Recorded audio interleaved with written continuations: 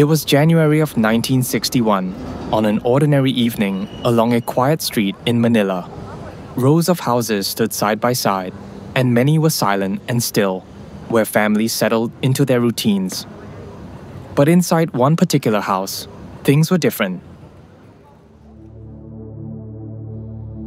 Inside the house was a man named Pablo Cabading, 45 years old, with a presence that seemed to fill every room. He was married to Asuncion, his wife of the same age, and together they had a 24-year-old daughter named Lydia. To anyone outside, they might have seemed like an ordinary family, and Pablo might have looked like a typical father. But those who lived under his roof knew otherwise. Pablo was not a man to be crossed, and he ruled the household with an iron will. His rules were strict, and he expected every member of his family to follow them without question. He wasn't just the head of the house, he was its law. For his daughter, life under his watchful eye was far from easy. Each day she moved carefully, always aware of her father's gaze and the consequences if she ever went against his wishes. To her, the house didn't feel like a home at all. It felt like a cage she could never escape. Yet, she was a bright young woman, with dreams of her own, and when she met a man who showed her kindness, a man who promised her something different, she saw a chance to break free. With him, she began to imagine a future where she could make her own choices, live her own life. But that hope would soon set off a chain of events, leading to one of the most tragic crimes the Philippines had ever witnessed. In January of 1961, the usual quiet of the street where the Cabading household stood was violently broken by the crack of gunfire. Neighbors later recounted how the shots pierced the silence of the night, jolting them awake and leaving them with a deep sense of unease. When the police arrived, they found themselves on the edge of a scene that would haunt them long after that night. Just outside the door, they could hear a faint, anguished voice from within, pleading for them to push it open.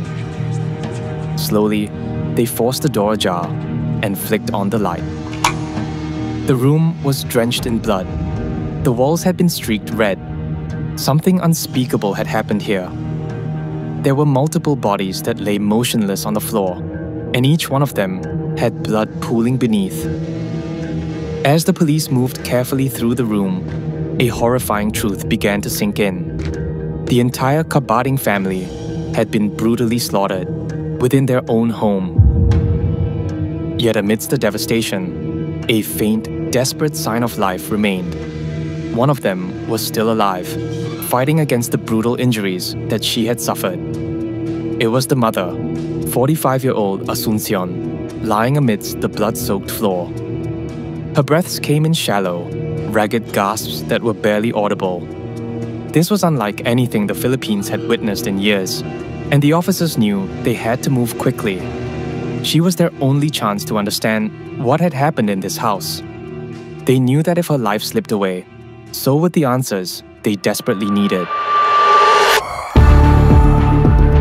You're listening to Heinous, an Asian true crime podcast produced by One Up Media.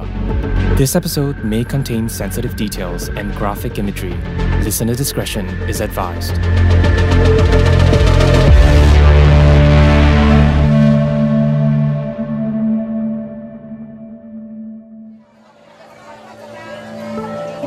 In the Philippines, there's a famous writer named Jose Rizal, a man whom many locals regard as a national hero till this day. You see, back in the 1800s, the Philippines was a colony under Spanish control. For over 3 centuries, Spanish forces held power over the islands, enforcing their rule through strict laws, taxes, and a heavy influence of the Catholic Church. Locals at the time lived under extreme social and economic constraints, with limited rights and little voice in government. And amid this, a growing desire for reform and freedom began to spread among them, especially among the educated. This was the world that Jose Rizal was born into. A world where speaking out against the government was dangerous, but, for him, necessary. Jose Rizal was originally trained as an eye doctor, but he would later go on to become one of the Philippines' most influential writers and thinkers. In 1887, he published his first novel named Noli Me Tangere, which boldly exposed the injustices and abuses suffered by Filipinos under Spanish rule. This book, along with his later works, became foundational to the Filipino propaganda movement, a campaign that advocated for political reforms and greater rights for the Philippine colony. However, several years later, he was arrested for rebellion and was executed by the Spanish government. Yet, even though the man died, his words lived on.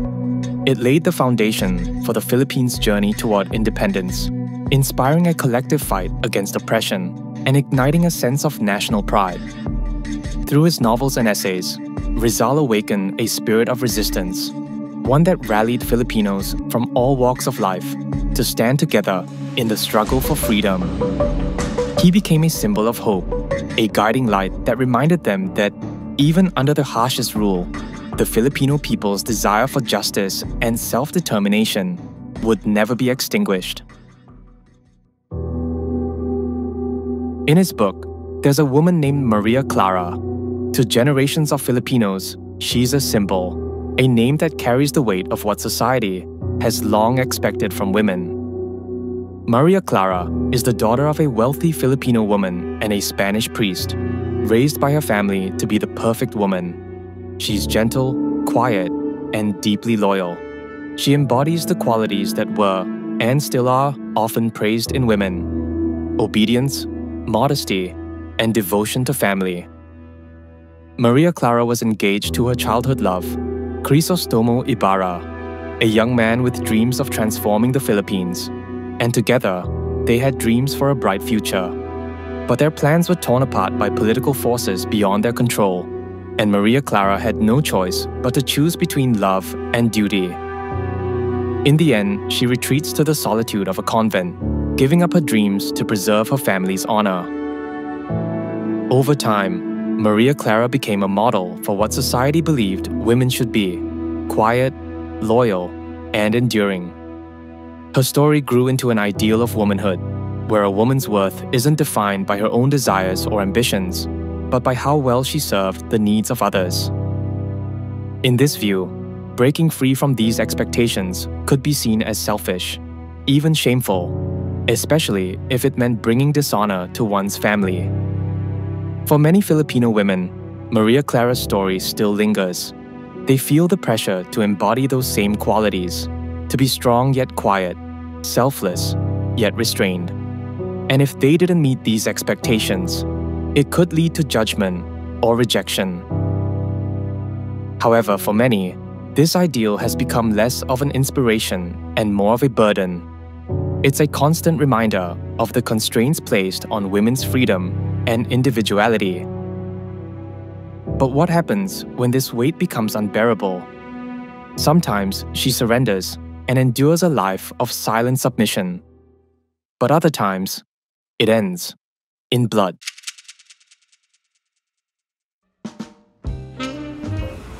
In the 1960s, Metro Manila was a city caught between old world charm and the promise of modernity. Spanish and American influences had shaped every corner of the city, from the European architecture of ancestral homes to the Hollywood-inspired fashion on the streets. Men were often seen in tailored suits, and women wore velvet gloves and large pearls around their necks. During this period, social status was everything, particularly for families with close ties to the government. For the Cabading family, it was no different. Pablo Cabading, in particular, seemed acutely aware of how others saw him. Though no one could say for sure, it was obvious from his demeanor and actions that he wanted to be perceived as powerful, successful, and perhaps even noble. To him, projecting an image of prestige was not just important, it was essential.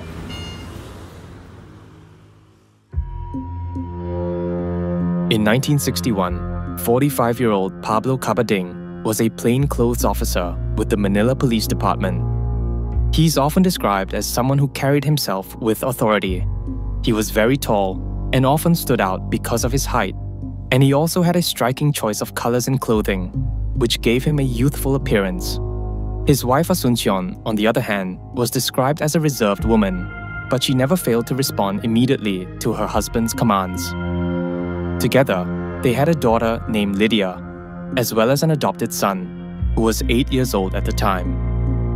However, because Pablo was such an intense man, records indicate that both the young boy and even the household maids kept to the background, careful never to cross him. Pablo was known to be overbearing and kept a close, almost obsessive watch over his daughter, Lydia. Records state that as Lydia was growing up, he would threaten any young men who showed any interest in her, making it nearly impossible for Lydia to maintain any relationships. Under her father's intense scrutiny, Lydia's boyfriends rarely lasted long. Then, during her time as a medical intern, Lydia met 36-year-old Dr. Leonardo Quitangon, a professor at the University of Santo Tomas.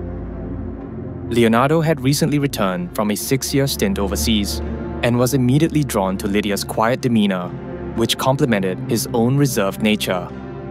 The two soon grew close, and it wasn't long before they began dating and introducing each other to their families. When Pablo met Leonardo, he surprisingly approved of him, an unusual reaction considering how he had treated Lydia's past suitors.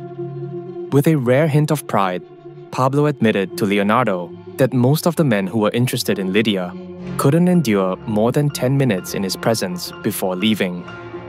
But with Leonardo, it was different. Pablo even looked him in the eye and said, "I like you," showing an unexpected acceptance, a rare moment of approval in his otherwise strict control over Lydia's relationships. However, despite approving of Leonardo, Pablo continued to force himself into Lydia's life, often tagging along on the couple's outings, even joining them on their movie dates. Eventually, when Lydia and Leonardo expressed their wish to marry, Pablo agreed, but made his expectations clear and unbending.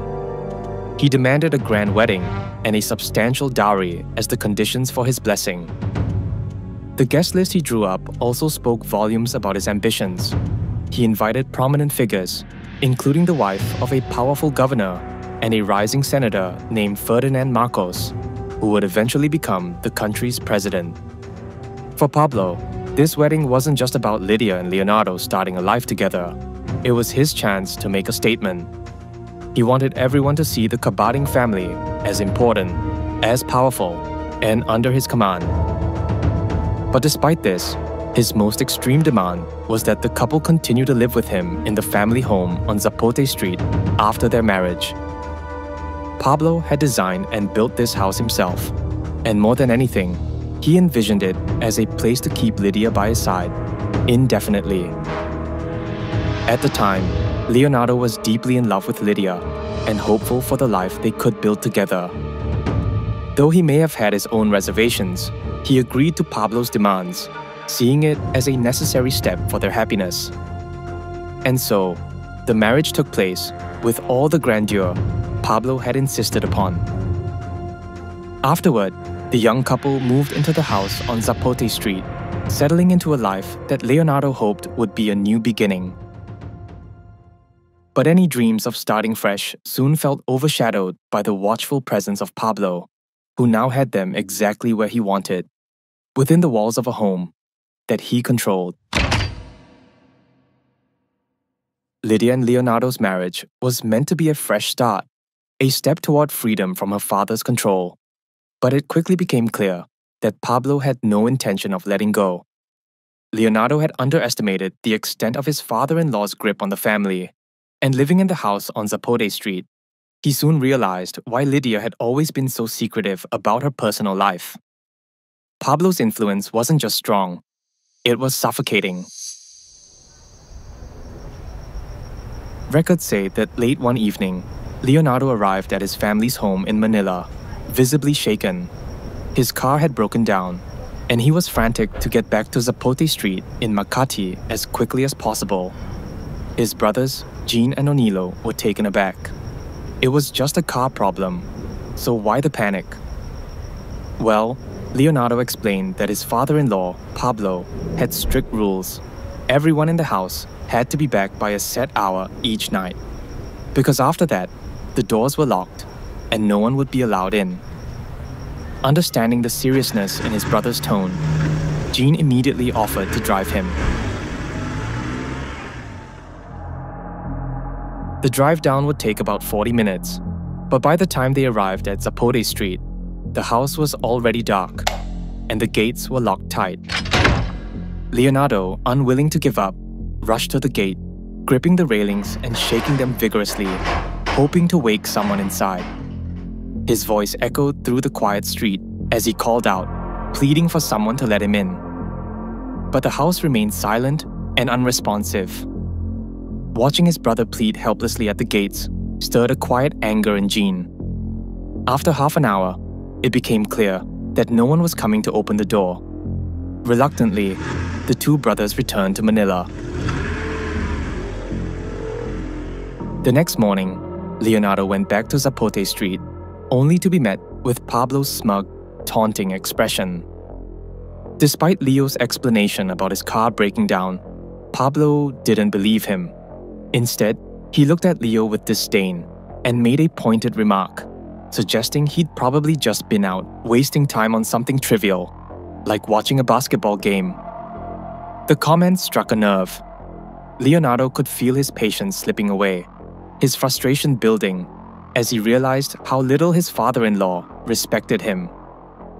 This was the final straw, and now, a quiet anger stirred in Leonardo as he grasped just how deeply Pablo's control was woven into every corner of their lives. It became clear to him at that moment that something had to change. Determined to take back control of their lives, he spoke with Lydia, and together, they decided that they couldn't continue living under Pablo's tight grip. They had to leave and start their lives fresh, free from her father's rules. And so that afternoon, the couple approached Pablo in the living room to ask for his permission to move out. But as they spoke, a heavy silence filled the room. Pablo's response to the couple was chilling. He said that if Lydia had dared to leave with Leonardo, he would shoot her in the head, right before his eyes. The ultimatum was terrifying, but for Lydia, it was even worse. At that moment, she realized that her own father would rather put a bullet in his own flesh and blood than allow her to live independently with her husband. From that point on, things started to go downhill, starting from the moment that Leonardo confided in his younger brothers, Jean and Onilo, at their family home in Santa Mesa, Manila. Leonardo described the suffocating control that his father-in-law wielded over every aspect of their lives. He shared how the man insisted on being present everywhere they went, joining the couple on their dates, sitting beside them at restaurants, and even riding along in their taxis. Records state that on multiple occasions, Pablo would force Lydia to sleep in her mother's room, instead of sharing a bed with her husband. Leonardo also recounted the humiliation he felt when he was forbidden from attending Lydia's oath-taking ceremony at her graduation from medical school, insisting he had no right to be there. Hearing this, Jean and Onilo exchanged uneasy glances. They recognized how dangerously possessive Pablo had become and urged Leonardo to take precautions. They even suggested he consider getting a gun to protect himself. But Leonardo, ever so patient and hopeful, clung to his faith instead, believing that it would keep them safe. His brothers, though skeptical, understood his resolve. Yet, despite Leonardo's quiet prayers and belief in divine protection, nothing could stop what was coming. As the months went by and the situation became increasingly unbearable, Leonardo made the difficult decision to move out. However, he knew that he couldn't bring Lydia with him. She was too frightened of her father to leave. It was a heart-wrenching choice, knowing he had to leave the woman he loved most in the hands of a man that he believed was dangerously unstable. The thought of abandoning her must have weighed heavily on him, but the reality of Pablo's oppressive rule left him feeling that he had no other choice. And so, he packed his things and left. After he left the home on Zapote Street, Leonardo found himself unable to reach Lydia for weeks.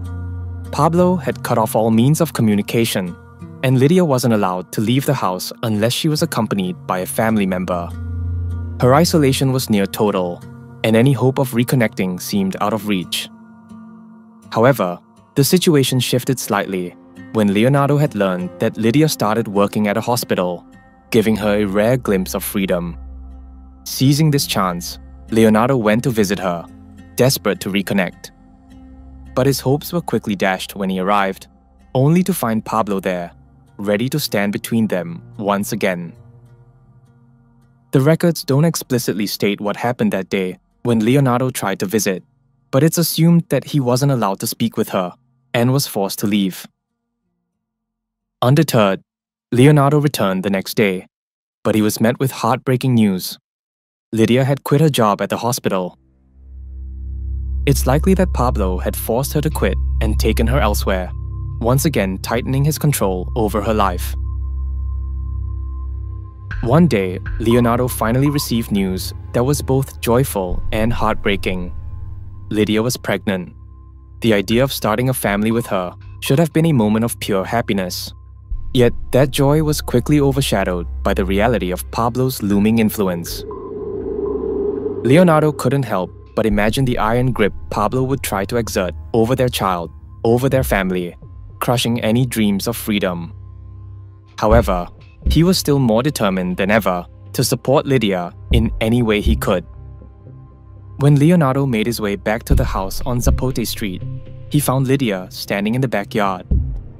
Approaching her, he handed her some money for prenatal care, but he could feel the oppressive weight of Pablo's presence, even though he wasn't in the house.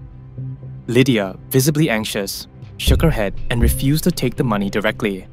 Instead, she asked Leonardo to send it through the mail, fearing the consequences of being caught accepting his help. Leonardo agreed, but when he mailed the check, it came back to him unopened. He tried again, and each time, the check returned to his address in Santa Mesa. This was more than just a rejection. It was Pablo's way of sending a message, a declaration of absolute control. He alone would decide what was best for Lydia and their unborn child, and anyone who tried to interfere would be pushed aside, including the father of the child. After some time, Leonardo received a desperate phone call from his wife. Hello? Her voice was frantic as she begged him to come and take her away. Without a moment's hesitation, Leonardo rushed to the house on Zapote Street, where he managed to get Lydia out. Putting her in the car, he drove her towards his home in Cavite, determined to keep her safe from her father's unrelenting control. During the journey, Leonardo called his brothers in Santa Mesa, urgently instructing them to protect their mother. In Leonardo's mind, he couldn't predict what would happen next, but he knew his father-in-law was capable of extreme measures. He likely felt a deep sense of urgency, knowing he had to do everything possible to keep his loved ones safe.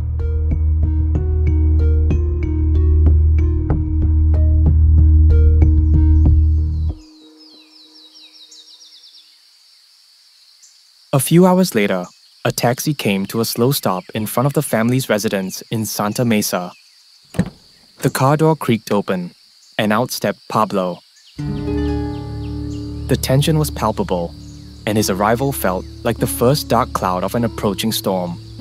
Chaos and confrontation was surely about to unfold. Pablo walked toward the gate, and following closely behind was his wife, Asuncion. Immediately, Pablo began shouting through the gate, demanding that their daughter be returned. In response, Leonardo's younger brothers hurried out to try to defuse the situation and reason with them, explaining that Lydia wasn't there. She was with Leonardo. However, Pablo was unconvinced and started to grow more furious. Turning around, he walked back toward the taxi, opened the box, and pulled out a submachine gun.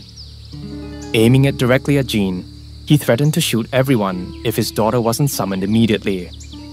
With the gun pointed at his face, Jean desperately tried to calm Pablo down, suggesting they move inside to avoid causing a scene in the street.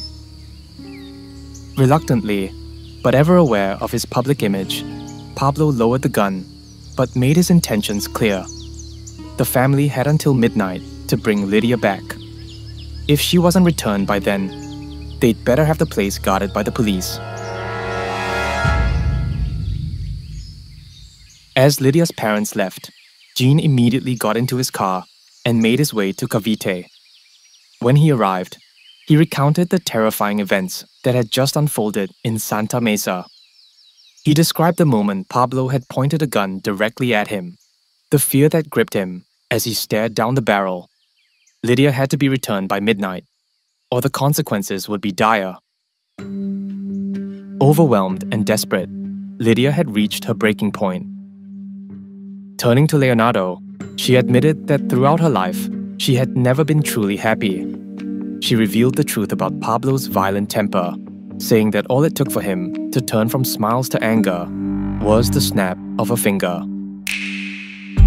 At this point, Lydia was in tears, and Leonardo found himself at a complete loss, caught in the midst of an intense and overwhelming dilemma. However, despite multiple warnings from those around them, Lydia and Leonardo decided to return to the house on Zapote Street, fearing for the worst. Jean and Leonardo's father, worried but determined to help, offered to accompany them to try and reason with Pablo. When they arrived, the situation was anything but expected. Pablo greeted them with an unexpected warmth. He was all smiles, cheerful and welcoming, even assuring them that he had no problem with Lydia moving out. It almost felt like a complete 180-degree switch in his personality. Nevertheless, the family was immediately overcome with a sense of relief and joy, believing that perhaps everything had been a huge misunderstanding. Even Lydia and Leonardo were taken aback, though pleasantly surprised. Pablo had said those words in front of everyone, so they felt confident he meant them. It seemed like things might finally be turning around. But that feeling of calm was fleeting, because the next morning, the hope they had clung to would take a dark turn.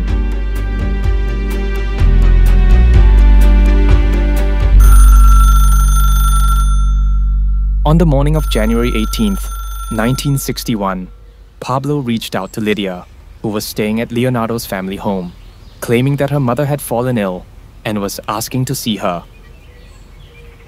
Lydia knew this game all too well. She recognized it as yet another ploy to lure her back to Zapote Street. Her heart sank, but she also saw this as a chance to gather her belongings and hopefully leave that house for good. Concerned for her safety, Leonardo asked his brothers to go with her. When they arrived at Zapote Street, an eerie silence hung over the house. They found Asuncion lying on the couch, fast asleep. Lydia wasn't fooled. She knew that her mother was feigning her illness and pretending to be asleep. Without hesitation, she headed upstairs to start packing her things, determined to make this her final goodbye. Meanwhile, brothers Jean and Nonilo stayed downstairs, trying once again to reason with Pablo, but his grip on Lydia remained as firm as ever. Their conversation was cut short by a sudden crash from upstairs. Pablo excused himself, and a tense, awkward silence filled the room as they waited. Minutes later, he returned with Lydia, who was clutching a crucifix tightly in her hands. Her face was blank, her voice weak, as she asked her brothers to leave, with Pablo standing ominously by her side. Nonilo tried to insist on staying, but Lydia reassured him, saying she would be fine. But deep down, the brothers knew she wasn't safe. Eventually, Jean and Nonilo returned to Manila and made a call to Leonardo with grim news. Once again, Lydia was trapped in the house on Zapote Street. Furious and determined, Leonardo made up his mind to return immediately. Jean, concerned for his brother's safety, urged him not to go alone. But Leonardo, driven by desperation, ended the call and got ready to leave. Understanding the urgency, Nonilo volunteered to go with him, as Jean had to be at work and couldn't join them. Leonardo had reached his breaking point with the man he called his father-in-law. He knew this had to end. He either confronted Pablo now or risked having his life and Lydia's shattered forever.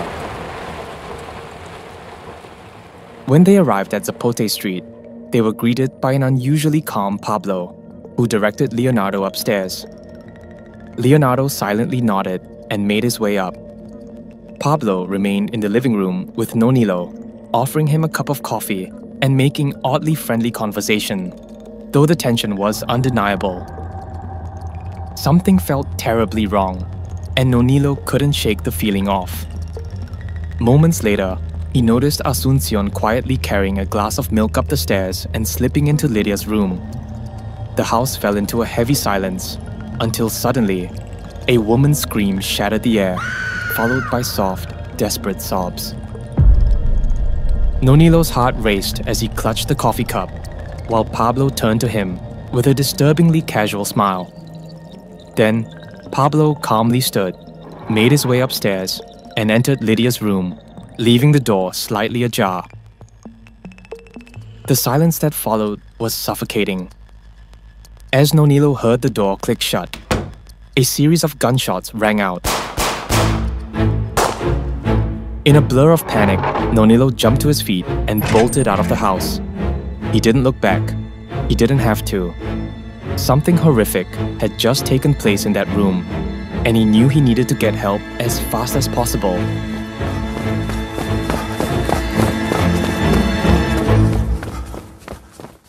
When the police arrived at the house on Zapote Street, they found it locked and disturbingly silent.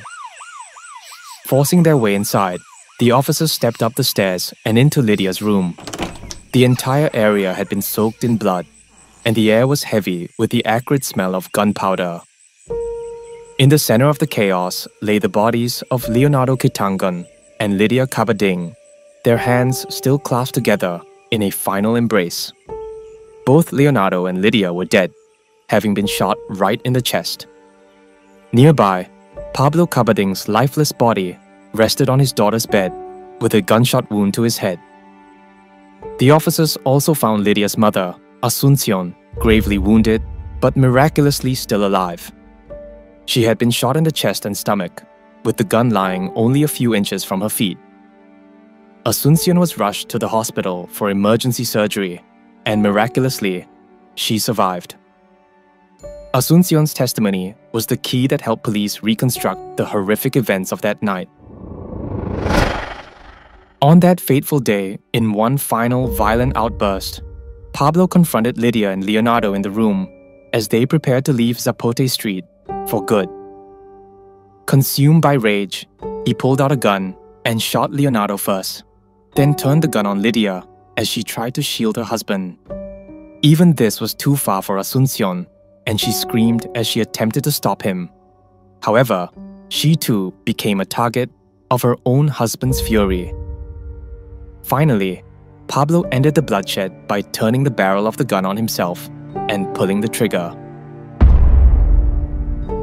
In the years that followed, the story of the Cabading family was immortalized in Philippine literature and cinema. Award-winning Filipino writer and journalist Nick Joaquin recounted the chilling case in his short story, The House on Zapote Street.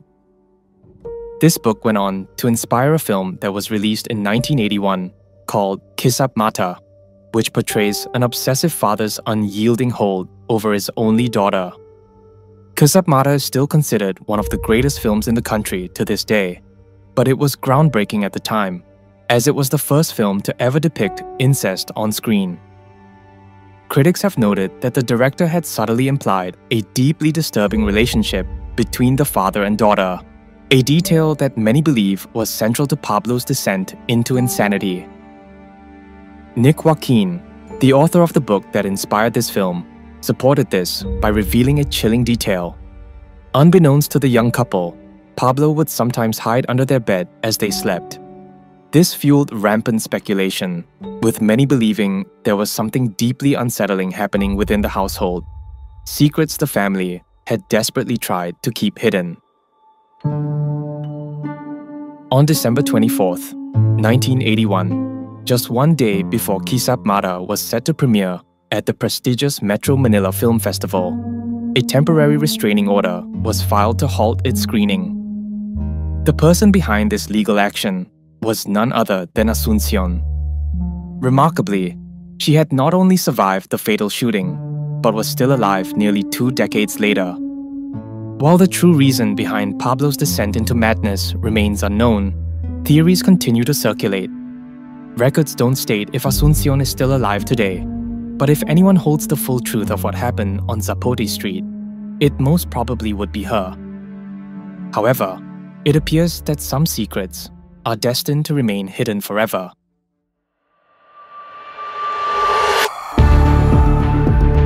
Heinous, an Asian true crime podcast, is brought to you by One Up Media. This episode was produced and written by Guangjin, edited by Alex, narrated by Jason, audio experience by Ethan Sam, additional engineering by Ashley from One Up Media. Thank you for listening. We'll see you in the next one.